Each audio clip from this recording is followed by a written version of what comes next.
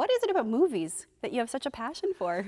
You know, I didn't even know this when I was growing up. I thought I was just like a regular kid. I watched movies like other people. And then years later, other people would remind me, do you remember when Close Encounters of the Third Kind came out? You saw it 5 times. And I'd forgotten. I didn't know I was such a movie geek even as a child. Then Cameron Bailey took a film course in university. It became the launching point for a career that led him to become the artistic director of the Toronto International Film Festival.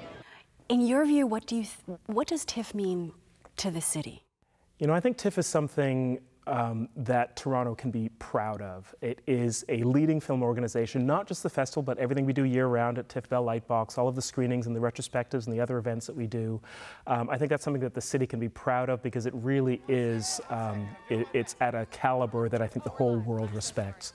And I think it's something that's become more and more something that the world is looking to. And then every September, we get to welcome the entire film world, some of the top stars in the world, best filmmakers in the world, all of the industry, all the media here in our town to celebrate movies. I think there's nothing better than that. But this year, TIFF is flexing some movie muscle, changing its policy on which films get the prime opening spots in the festival.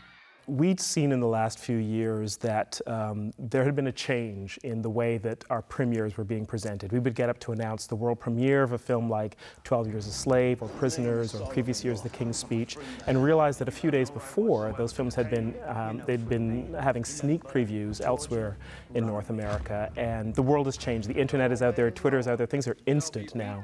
So as soon as a film has any kind of public screening anywhere in the world, there is enormous comment about that film, especially if it's one of the leading awards contenders for the year. So we had to change the policy to make sure that when we got up to announce the world premiere or the North American premiere, it was a true premiere, and as a result, the first 4 days of the festival will be reserved for those films that are world or North American. Because Canada doesn't normally throw down the gauntlet like this. You know, there's a bit of swag in this change. We're not change. known for that, but I think we do it more often than you might think. I think if you look at some of our elite athletes, you look at some of the great Canadian entertainers out there, we are not afraid to, you know, to swagger a little bit, to kind of show our stuff.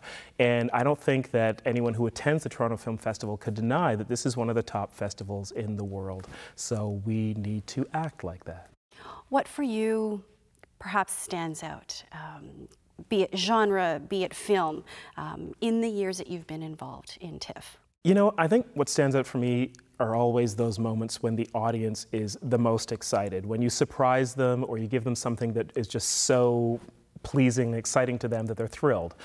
We did an onstage conversation with Jackie Chan a few years back, and it happened to be the year, I think it was a couple of years ago, when we were also premiering the Silver Linings Playbook, and Chris Tucker was in town for Silver Linings Playbook.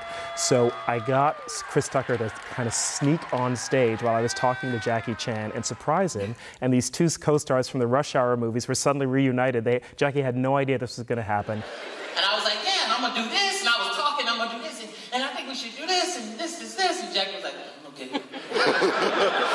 So after the meeting, me and the director walked out, I said, it was Brad Ratner, the director, I said, do Jackie speak English, man? How do we do this movie? And the audience absolutely loved it. They just were roaring with cheers.